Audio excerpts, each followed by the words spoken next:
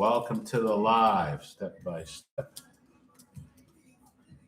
Jaleel, welcome to the live. Welcome. Welcome to the live. Happy Fun Day Monday. Welcome to the live. Welcome. Welcome to the live. Welcome. Greetings to you. Welcome to the live. Very excited to be here with you today. Today we're talking about ego death for empaths after awakening. What is ego death? How does it happen? How do you know it's happening? What does it mean? Why does ego death happen? What does it feel like to go through an ego death? What are the mechanics of ego death? How to know you're going through ego death? Why it's going on right now at this time in the epoch? So this is what we're talking about. So come on in. Come on in. Come on in. Come on in. Come on in. Come on in. Come on in. Come on in. Come on in. Welcome. Well, today we're talking about ego death. Ego death. What is ego death? Why does it happen? What does it mean when it happens? Why is it happening to you? How do you overcome it? What is the utility of ego death? Greetings to you. Greetings. This is what we're talking about today. Ego death. Ego death. Going to war against your shadows. What is this ego death? Come on in. Welcome. Happy Monday, Fun Day. Come on in. Come on in. Happy Monday. Welcome to you. Come on in. Today we're talking about ego death. Ego death. What is ego death? Why does it happen? What does it feel like to go through an ego death? Ego death is war against the ego. Like Bob Marley singing in the background. So come on in. Welcome. So let's begin. I'm going to get started. And the folks who join later can catch up where they catch up, right? So we're going to get started in just a second. But today we're talking about ego death. Ego death, why it happens to empaths, how you know it's happening, why it happens, what it means when you experience an ego death. It's just part of that step-by-step process. You understand? Greetings to you. Yeah. Ego death is a step on the awakening process. Blessings and love. Loveful heights. Ego death. This is what we're going to talk about. Ego death. Ego death. What is ego death? Why does it happen? What does it mean? In the background, I've got Step by Step by Jaleel. Yee! Ego death. Are you ready? Are you ready to dive in? Ego death. Ego death for empaths. What is this ego death business? Why does it happen? What does it mean when it happens? So first of all, let me begin. If you're an empath, you already know something most people don't. That hell is not only theological, Brigitta. And Brigitta, if you want to know more, book a free session with me at innermileage.com and we can talk about the specifics. You see, hell is not just theological, Cynthia. It is psychological, Carl Williams. Hell is psychological. Hell is neurological. Hell is systemic. Hell is relational. And your hell is ancestral. And in some cases, the hell you experience comes galactically, meaning that the hell realm is a state of consciousness characterized by chronic fear, chronic shame, fragmentation, hypervigilance, betrayal, trauma, and spiritual amnesia. This is what is known as Naraka, this hell realms in Buddhism, whereas Christianity calls it separation from the Most High. Psychology calls it PTSD. PTSD, psychology calls it. And in neuroscience, it is called the sympathetic overactivation. Trauma theory calls it dissociation, becoming dissociated. But for the empath, it feels personal because awakening from hell hurts. Let me say that again. Awakening from your trauma is painful. And today we're going to explore why awakening from the hell realm is painful, what exactly ego death is, why your suffering is not random, and whether empaths are really chosen, and what this means for you in 2026 and beyond. You understand? So this is not sentimental. It'll be structural. It will be structural. You understand? So an empath, and big up to all my folks in Tehran. You understand? Yeah. This is what it is. You understand? Shituri. Hobam. Hobam, you ready? So an empath is not someone who's merely sensitive. Because in psychology, an empath is known as somebody with high empathy traits, which include heightened mirror neurons, right? And in Buddhist psychology, when you have strong compassion and the ability to perceive subtly, that's an empath. In shamanic traditions, an empath is those who were wounded early and therefore initiated into expanded perception. Whereas in indigenous cosmologies, an empath is known as a person who carries ancestral memory in their nervous system, meaning that empaths are often made through adversity. Let me say that again. Empaths, you and I, are often made through adversity, meaning that research on post-traumatic growth shows that individuals who endure significant trauma can develop increased empathy, meaning making, and existential awareness. You see how amazing that is?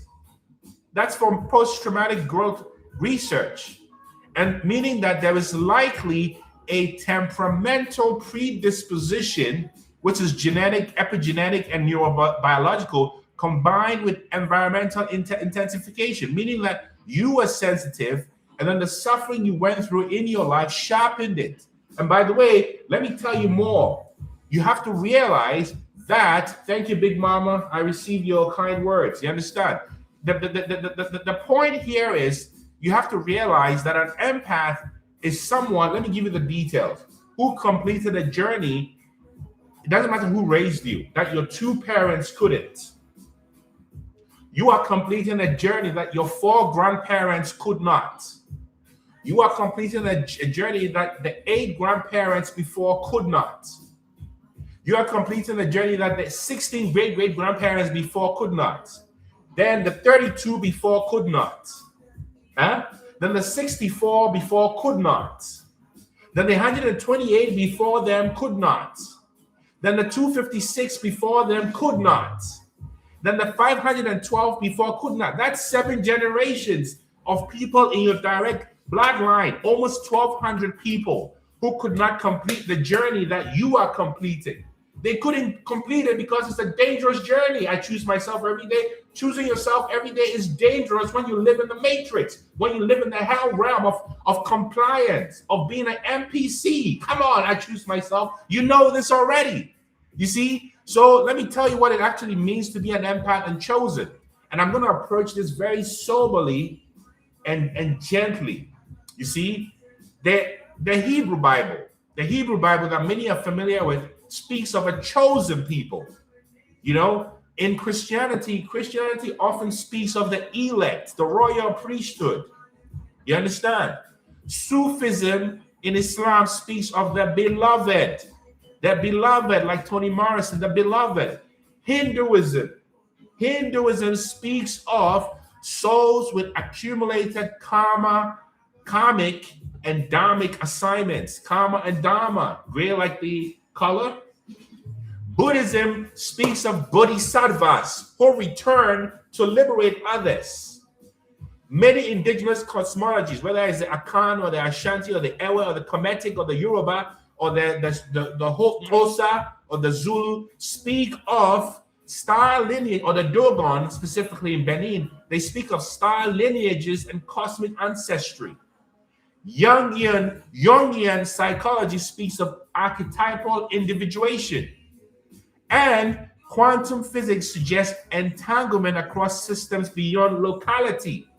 So when we remove the fantasy, to be chosen does not mean to be superior. To be chosen means you have an assignment. Empath, who am I talking to? If I'm talking to you, type transform. I want to know I'm talking to you because we're going step by step. Let I know I'm talking to you. Aloha, Blue, Amazing 88, Passion Black, Lisa Novel, Nile 555, Nile, I love that. Salam. Shituri, hobam, pesha. So here it is. Here it is. To be chosen does not mean you are superior, Lily Jack 2012. It means you have an assignment, Willis Wallace, Lauren 1. You understand? And it means that you're positioned at a structural inflection point in a lineage, system, or consciousness. Am I talking to you? I like to give you the evidence. I'm not just going to call you an empath or chosen when there's no basis for that, just to make you feel good and walk away with no truth and evidence. No, we chant a psalm always. So evidence of being pre-selected does not appear as a privilege. It appears as pressure. And the signs of pressure that you are pre-selected include the following: early adversity disproportionate to your peers. Who am I talking to? Early adversity disproportionate to your peers. It also means being the scapegoat or truth teller in dysfunctional family systems. It also means you've always felt older than your age. It also means you've always had existential questions since you were a child. It also can mean you have been the emotional container in your family systems, and therefore you've been targeted by narcissistic structures. Is this you? Am I talking to you? Because if I'm talking to you, type transform. I want to know I'm not just talking to myself. Who am I talking to? Gray like the color? Who am I talking to? Big Mama? Miss Manani? Who am I talking to? Specs? Hope for Health? Kashmir? Who am I talking to? Pathfinder King? Who am I talking to? Isabel? My Lotus Effects? Asha? Soul Girl number 1367? Eagle Wings? Wingsley? Thank you. Thank you for the confirmation. So I know we're in this together, Buzz West. So I'm going to keep going. Jean Newwood, the biggest. Mindset shift. Miss Manani. So here it is. From a systems theory perspective, Lady Jack, every dysfunctional system produces a disruptor, meaning the empath is often that disruptor. You were not chosen to dominate, you were chosen to see. So why is awakening from the hell realm painful? And I'm going to talk about ego death. You see, awakening is painful. Awakening is painful because it dismantles your identity. My identity has been so disrupted, I don't even remember what I used to be like. Awakening is painful because the veil drops, well said. It exposes illusions. Oh, you said it well, Gray like the color. It exposes illusions. Awakening is painful because it collapses your attachment structures, your relationships, parents, sisters, cousins, friends, wives, husbands, situationships. You see?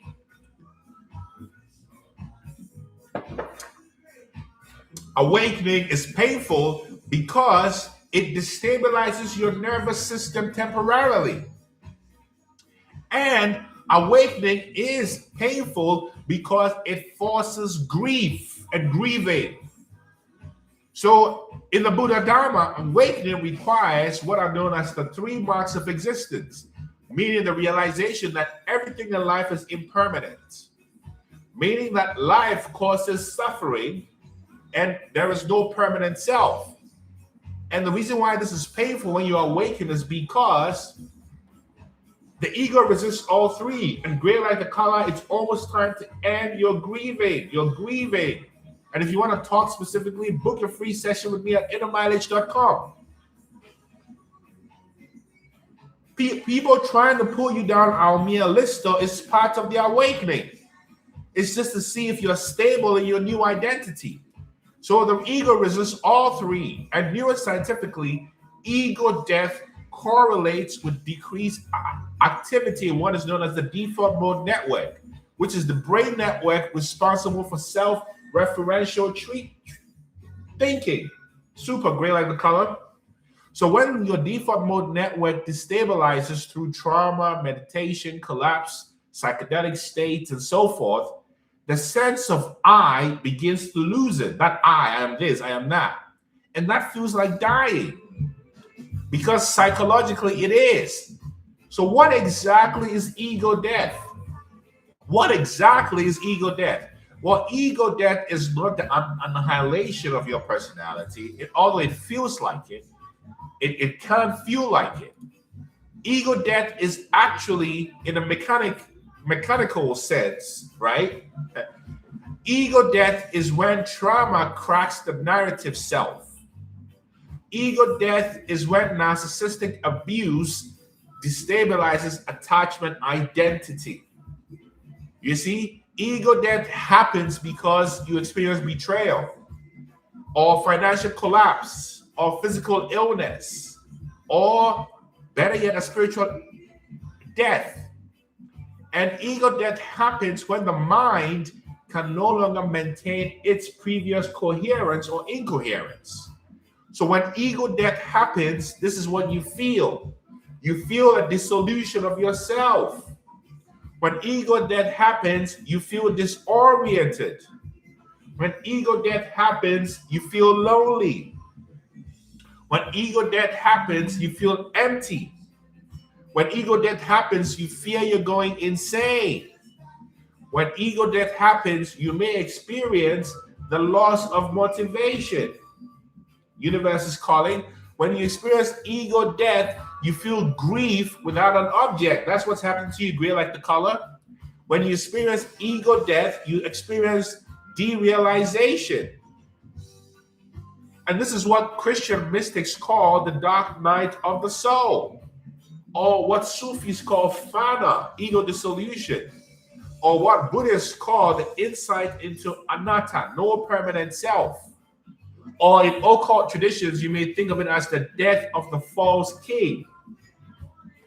Shamanic cultures may call it dismemberment. Every tradition acknowledges ego death, but few cultures prepare you for it. So let me explain why your suffering has been useful. And by the way, if I'm talking to you, type transform in the comments. I want to know I'm still talking to you. So not all suffering is redemptive, no. But some suffering leads to an initiation. And the kind of suffering that leads to your awakening and initiation is a suffering that dismantles illusions. The kind of suffering that exposes attachment addiction. The kind of suffering that forces your nervous system to recalibrate. Pathfinder King, the kind of suffering that activates post-traumatic growth pathways. And the kind of suffering that interrupts your generational repetition. Magic for Me, Dawn Marie, Miss Manani, Gray Like the Color, metacognition. This is what happens. So without suffering, your ego calcifies. But with conscious suffering, the ego transforms. And the types of suffering that an empath experiences is multidimensional. It may be physical, and physical suffering may include chronic fatigue, autoimmune patterns, gut dysregulation, somatic anxiety, inflammation, nervous system overload. You may experience it mentally, which includes rumination, existential dread, meaning crisis, identity collapse. It may be emotional. You may experience grief. You may experience betrayal, attachment rupture, isolation. It may be financial. You may experience career instability. You may experience what it feels like to leave a toxic environment, refusing unethical systems, even economic vulnerability during your transition. Who am I talking to? It may also be spiritual, where you may feel abandoned by the mother, father. You may feel a loss of your previous belief structures. You may even feel a collapse of your religious identity. And even possibly, you may experience what it feels like to have a loneliness, or let's call it a cosmic loneliness, you see. But when this happens, is the time for you to rally around the flag, rally around the spirit, because You destabilize systems. And when you awaken, you stop cooperating with dysfunction. And when you stop cooperating with dysfunction, it has consequences, Robin. It has consequences. Running on the rain, go like a green. Moccasin. Come on, Steel Pulse. This is Rally Round by Steel Pulse. So what does ego death feel like? It feels like being stripped. Black Code Creole. It feels like being misunderstood. Metaconditional synchronicity. Cynthia, it feels like being unseen. Gray like the color. It feels like being nobody.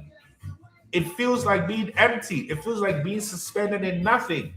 And it can feel like this the depression, but it's not the same. Willis Wallace, because ego death collapses your own identity. Whereas depression says nothing matters. Ego death says what I thought mattered was false. And that difference is everything. So what leads to ego death? Narcissistic abuse. What leads to ego death? Divorce. What leads to ego death? Financial ruin. What leads to ego death? Public humiliation. What leads to ego death? Spiritual disillusionment. What leads to ego death? Loss of reputation. What leads to ego death? Illness. What leads to ego death? Deep meditation. What leads to ego death? Psychedelic breakthroughs. What leads to ego death? Retreat experiences. And what leads to ego death? Existential crisis. I have been through most of them. And in every case, something destabilizes the ego's architecture. And for the empath, narcissistic collapse is common because narcissists attack identity and they erode your narrative until you no longer recognize yourself. And that collapse becomes the doorway. And so it's important to know, here are some things to know when you're going through ego death. You are not crazy when you're going through ego death. You're not regressing when you're going through ego death. You're not reorganizing when you go through ego death. Isolation is temporary when you go through ego death. The nervous system will recalibrate when you go through ego death. Meaning will return, but differently when you go through ego death. Your old ambitions may dissolve when you go through ego death. Your sensitivity will sharpen when you go through ego death. You will lose people when you go through ego death, and you will gain depth when you go through ego death. The important point is not to rush reconstruction, self-inquiry. I love that word, metacognition. That tells me you know everything that's going on. Kashmir, you see, premature identity rebuilding recreates the old ego. So stay in the emptiness long enough, the boredom long enough for the truth to stabilize. So why do empaths suffer so intensely? It's because the empath feels more. The empath suffers intensely because the empath feels more. But it's also because the empath is positioned at a structural fault line of generational trauma, systemic dysfunction, cultural collapse, and spiritual disconnection. So you are often the one who perceives what others deny. And that perception isolates you, but it also prepares you. So what is the meaning of being chosen? We're coming down the home stretch here. What is the meaning of being chosen? To be chosen does not mean you are spared. To be chosen means you've been entrusted. Come on. To be chosen does not mean you've been spared. To be chosen means you have been entrusted. In mythic language, the chosen are all tested. Joseph in the Christian Bible was betrayed. He was chosen. Moses had to go into the wilderness. They were chosen. The Buddha left privilege. He was chosen. Dipama left her comfortable life. She was chosen. Christ was crucified. He was chosen. The Prophet Muhammad Sallallahu was persecuted. He was chosen. Shermans are dismembered in vision quest because they're chosen. And the pattern is consistent. And what is consistent is if you're chosen, you experience isolation. If you're chosen, you experience collapse. If you're chosen, you experience reconstitution. And when you're chosen, you offer service. If you were chosen for comfort, you would not awaken. If you were chosen for comfort, you will not awaken. So what does all of this mean in 2026 and beyond? What does this mean for us in 2026 and beyond? We are entering an era of systemic destabilization. We have ended capitalism. We're now in techno-feudalism. If you hear anybody talking about capitalism, that's somebody who's a dinosaur. No disrespect. We are now in an economic system called techno-feudalism. We are going through rapid technological acceleration. Ask NVIDIA, AI transformation. There is significant institutional distrust. There is climate instability. There is religious fragmentation and identity crisis. And empaths who have undergone ego death will be uniquely positioned. Empaths who have undergone ego death will be uniquely positioned. Why? Because the empath is not attached to false identity. Why? Because the empath is not seduced by narcissistic leadership. Why? Because the empath can detect incoherence. Why? Because the empath is resilient to collapse. Osphere. Why? Because the empath can sit in uncertainty. But why? Because the empath has already endured the hell realm internally. Come on. And those who have died psychologically, those who have died emotionally, do not fear collapse in the same way. You are structurally anti-fragile. So in conclusion, ego death was not punishment. Ego death was not punishment. You were initiated.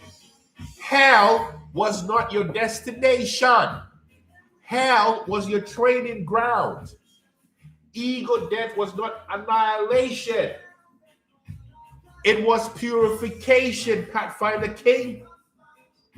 Suffering was not proof of your abandonment by the divine. Your suffering was proof of your transformation. And the empath who understands this does not become grandiose. Look at me, I'm an empath. The empath becomes precise because the empath no longer asks, why me?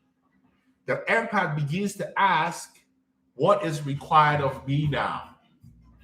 What is required of me now? And that shift changes everything. So if you're going through ego death now, do not panic. Do not panic. And do not rebuild too quickly. Do not seek validation from those who cannot see, because you're not disappearing. You are becoming unmasked. And in 2026 and beyond, the world will not need more inflated egos. No, no, no. It will need those who've already walked through the fire and emerged without illusion. In 2026 and beyond, the world does not need more inflated egos.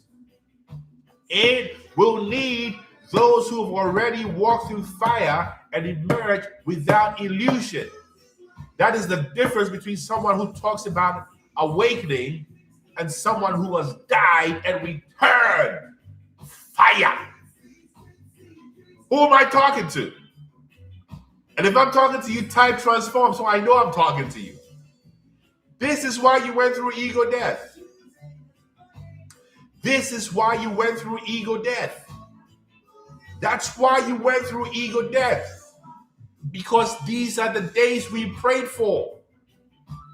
These are the days we prayed for. That we will lose our ego and become humble enough to inhabit the divine in us. Because when we find the divine in us, we ascend. And when we ascend, we are of purpose. And we are of purpose, we are in our divine nature. And when we are in our divine nature, we are in our true nature. And when we are in true nature, we are not doing, we are being. And we are being, that's the purpose of life. So these are the days we prayed for. No. Who am I talking to? These are the days we prayed for. Look around you.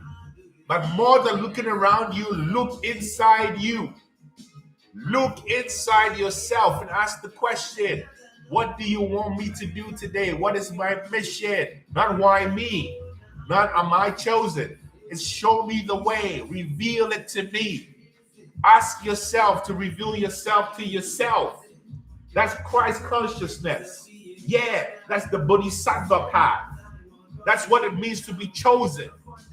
You understand? That's what the Bible talks about. And the Bible is a book of metaphors and allegories and spells. So we're not taking it literally. We're talking about the 144 because the 144,000 is the same amount of junk DNA. And by the way, look up the utility and the sacred geometry of the number 144. This is why you are awakened.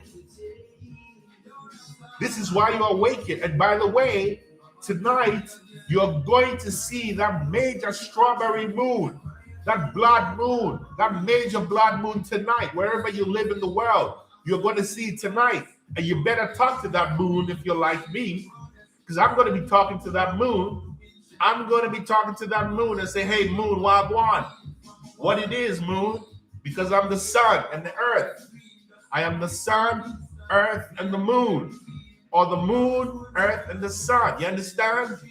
That's the mind, the throat, and the heart. So this is the information. Ask for the messaging. We are now in divine times. I'm not even shy about saying it anymore. Look around you. There is no hope outside. All the hope you need is within. And if every person nurtures the hope in them, that's the meaning of what the new earth is. Hope is not outside you. Hope is in you. Redemption is not outside you. Redemption is in you. Awakening is not outside you. Awakening is in you. Everything is within you. It doesn't matter if you're a business leader worried about a balance sheet. The reason why your balance sheet is jacked up is because you have money wounds. Everything is an inside game. There's nothing outside. Everything is an inside game. There is nothing outside. Everything is an inside game. There is nothing outside.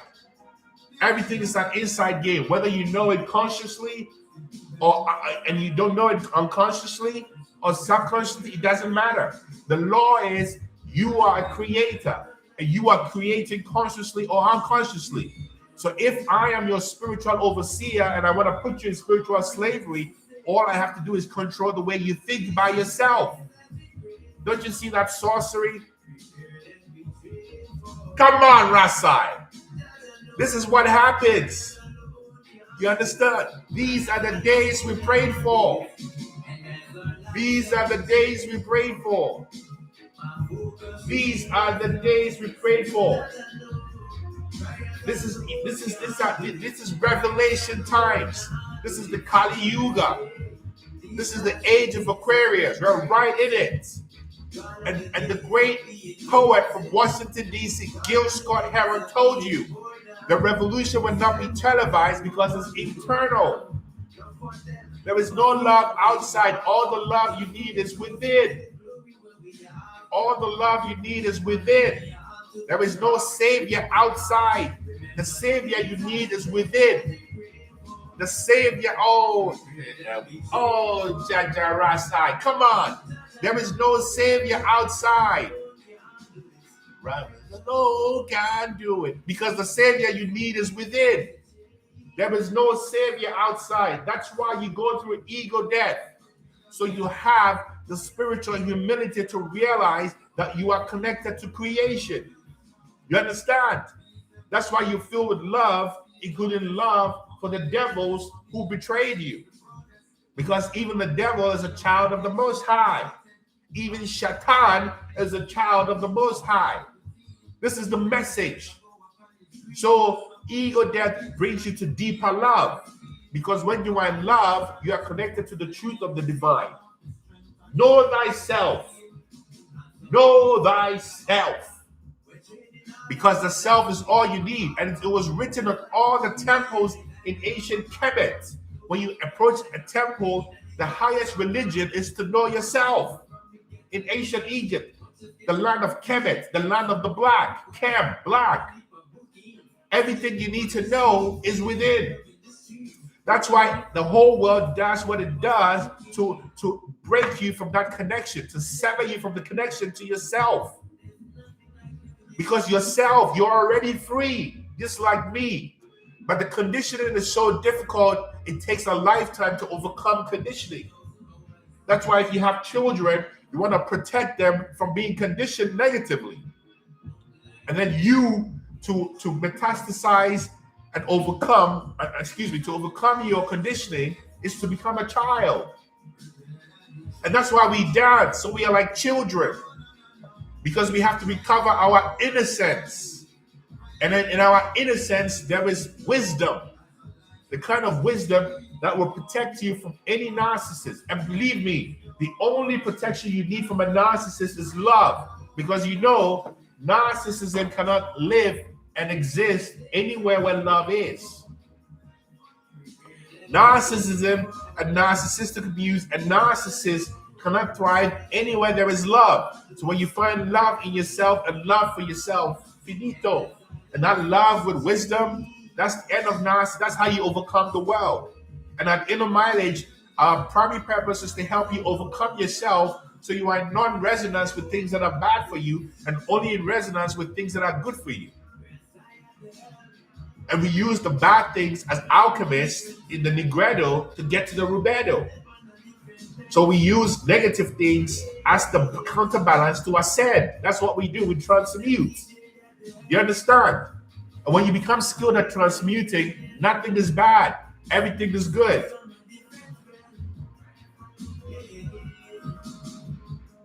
So this is the message. This is the message. This is the message. It's to realize there is no one like you. There's no one like you. There's no one like you. You understand? There is no one like me. There's no one like you. And that's real. And the moment you connect to that, you get outside and you celebrate. You understand? So I want to thank you for your time and attention, yeah? Big up yourselves. One love. Do bad things to get broad prizes. You said it, Big Mama. Get grounded. You said it. Woo! This is what it is. Get happy. Get happy. Celebrate. Give gratitude for what you already have. If you're not happy about anything, find a reason to be thankful for what you have. Because what you currently have is someone's wish list. You are already someone else's wish fulfillment. So you give thanks for what you have and where you are, Karina. Give thanks. And when you give thanks, you can find happiness. And when you find happiness, you find love. And when you find love, there's nothing that can touch you. No narcissistic abuse. It doesn't matter where you are, right? From Khartoum to Juba to Tehran to Minsk to London to Kingston to Azerbaijan to Tashkent to Nairobi to Cape Town to Auckland to Sydney. Where are you? Worldwide, to Oslo, to Copenhagen, everywhere, to Accra, to Rabat, everywhere, Antananarivo, you understand? Yeah, Ulaanbaatar, wherever you are, Brasilia, Sao Paulo, Buenos Aires, Santiago. The message is to say, love from Sacramento. Type in the comments where you're repping from. I want to know where you're repping from. What's your city? I'm in Seattle. Let us know where you are. Nairobi, Tashkent, everywhere. Accra, Abidjan, everywhere. San Diego, Atlanta, Denver, everywhere you are. Oklahoma, Sacramento, Fair, Oregon, Detroit, Jackson, Brooklyn, Uppsala, yes, South Kakalaka, California, Texas, Culpeper. Oh, I know Culpeper. Germany, Chi-Town, everywhere. Blessed love. Nairobi, LA. Blessed love, yeah. Love, London town. This is Culpeper. This is what we are about. Montana, West Virginia. Big up West Virginia. Big up Sweden. Yeah, London, Roseville. Love you too. I want to thank you so much. Yeah, be loved. Allow that ego death to happen. And if I can be of help to you, book a free session with me at innermileage.com. You understand? This is chronics. They don't know. They don't know the suffering that I went through. They don't know what I feel inside. Big up chronics. They don't know. Lenape Yes, big up my native aboriginal folks everywhere. You understand? So blessed love. You understand? Woo! Love. They don't know. Chronics, tell them they don't know. They don't know what we've been through. They don't know. We smile, so they don't know. They don't know what you've been through. That's what makes you a representative of the divine. Because the average person doesn't know. They see you smile, chronics telling you, but they don't know what you feel inside, what you've been through. So today we give thanks, the second day of March, to the Mother Father. You understand? We give thanks. We give thanks. We give thanks. We give thanks. Come on, give thanks wherever you are. Give thanks.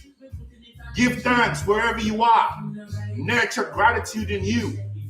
Nurture that warrior in you. That warrior spirit. This is what a true empath is. And a dark empath is a true warrior. A warrior for goodness. Thank you so much, yeah? Woo! Thank you. Blessings. Baraka, I'm your humble servant. Have you seen the documentary Baraka? Very powerful, Spheres. Check it out. So this is what it is. Thank you so much. Hit Bull, I love it. Big Mama Love. Ahmad Lion Vibes. Thank you so much. I love your vibes too. Thank you. Thank you so much. You can find me everywhere on Inner Mileage. And if you want to know the truth, you can book a free session with me at innermileage.com. And I'll tell you the truth. Whether we have fit or not, I'll tell you the truth. Because that's the gift we've been given. So I'm a humble servant to the Most High. So remember, ego death is just part of the journey. I give thanks to the Mother Father for everybody. So once again, my song of the moment, this is Step by Step by Jah Lil, Jah, Lil, Lil, or Little Jah. Yeah, step by step, step by step. Big up yourself. I'm your brother, your friend, your servant, Dr. Nana Gyesie, Inner Mileage. Book a free session with me at Inner Mileage. It can be Big Mama, happy belated. March 1st, there's no one like you, Big Mama. Big Mama Love. We're repping up Big Mama Love, but you knew that, Big Mama. You understand? Thank you so much, yeah? Thank you so much, Isabel. Thank you, Wingsley. Thank you, Brittany. Thank you, Monique Easton, Persia, everybody. I'm so grateful for you, yeah? May I be happy. May you be happy. May I be abundant. May you be abundant. May we all be happy. May we all be abundant. Jah love. Namon. I'm on YouTube. Yeah, I'm on YouTube. Same name. I'm on Instagram. Same name. I'm on TikTok. Same name. Inner Mileage everywhere. You understand? Now, you want to book a free session with me? Innermileage.com. Book a free session. We'll talk for half an hour. I'll tell you the truth. Thank you, Carl Williams. I am you and you are me, Carl Williams. So that's all it is. It's a saying by the great teacher in Portugal called Muji. He says, life takes care of life. So if you take care of life, life takes care of you. Life takes care of me, so I do my best to take care of life. You get me? That's all. It's not a transaction. It's a symbiotic relationship. Resonance with the divine. Because I am a living embodiment of how the divine can guide I and I, can free I and I. If you knew where I'd come from, what I've been through. You understand?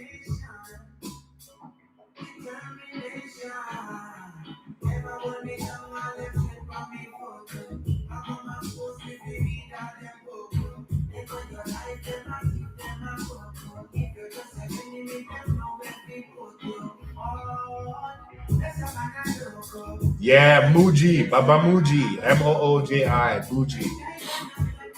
I learned a lot from Muji. So thank you, yeah? Thank you.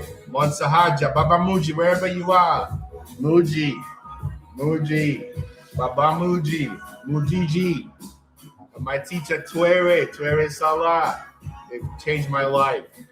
Jala, blessings.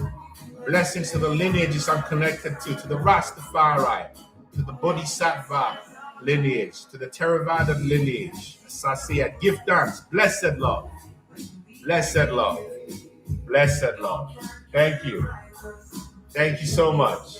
Thank you. See you again on Wednesday, yes? Wednesday. Yes, Muji. M-O-O, Muji.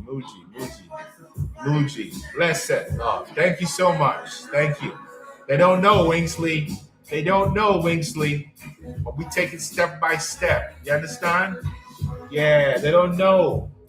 Blazing fire. I love that. Bad gal, CJ. What you say? Bad gal. Yeah. So thank you, yeah? Thank you. I'll see you again on Wednesday, yeah? One love. Blessed. Blessed love. Give thanks.